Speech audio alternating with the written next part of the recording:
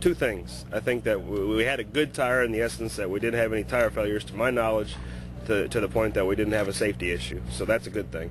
Was the tire hard? Was the tire harder than we anticipated, or maybe it needed to be? Maybe so. Tony said a lot of things. I've only read a couple of them, but either way, as long as the tire's safe, that's a good thing. Is it the best tire that we could have ever driven there? No, I don't think so. I mean, I really enjoyed the way the old cars drove with the old tire, but that's gone. That's in the past. So, it is what it is. Goodyear's sort of damned if they do, damned if they don't. Well, I don't know if Greg's talked about it. We were talking about it a little bit in the garage earlier. It used to be we didn't have right front minimum pressures, and we didn't have left front minimum pressures, and we could run what we wanted to, and if you blew the right front tire, it was your own stupid fault.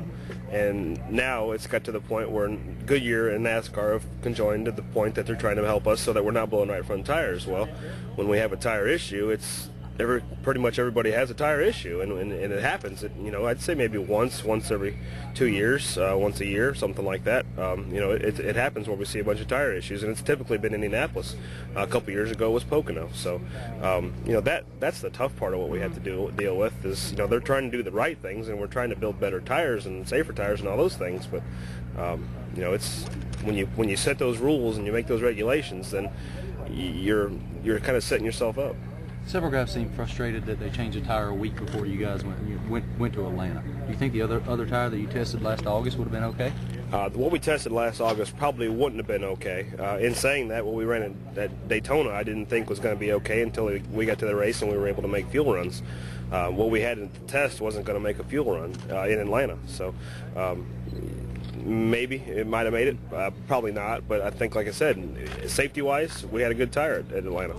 Ryan, Greg was saying that part of the responsibility falls on cruising teams for not using too much camber, too little air, stuff like that. So we're just talking about it. How much input do you have into what's actually you're going to have to drive?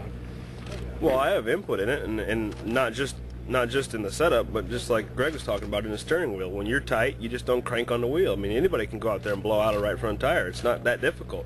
It's just a matter of how good you are and how fast you are when you do it. And obviously, the better your car handles, the less likely it's going to be. But I got beat. I ran second to Matt Kenseth in 2004 at Richmond, and he blew out, I think it was 2 or 3 right front tires.